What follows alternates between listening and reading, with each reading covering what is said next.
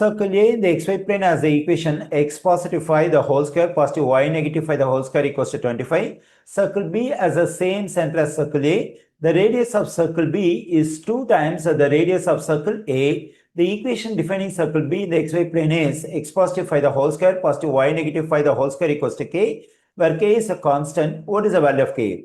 Let me consider the equation for circle in standard form, that is x negative h the whole square positive y negative k the whole square equals to r square. Here h comma k represents the center of the circle. Let me write it. And this r is the radius of the circle. Let me write it.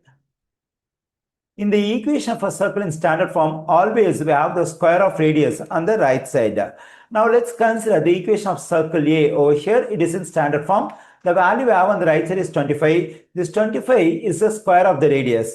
Okay, let me consider the value we have on the right side of the equation of circle A, that is 25. That is the square of the radius, that is r square equals to 25. Now let's solve for r in this equation. For that we have to get rid of this exponent 2. Let me take a square root on both sides. The square root and square root cancel out. We have r on the left side. Square root of 25 is 5. Here I got the radius of circle A, that is 5. Now let's get the radius of circle B. The radius of circle B is 2 times the radius of circle A. Okay, now to get the radius of circle B, let's take 2 times the radius of circle A, that is 5. 2 times 5 is 10. So the radius of circle B is 10.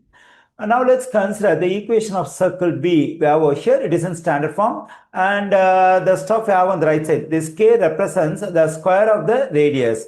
Okay, now to get the value of k, we have to take square of radius of circle B, that is square of this 10, that is 10 square.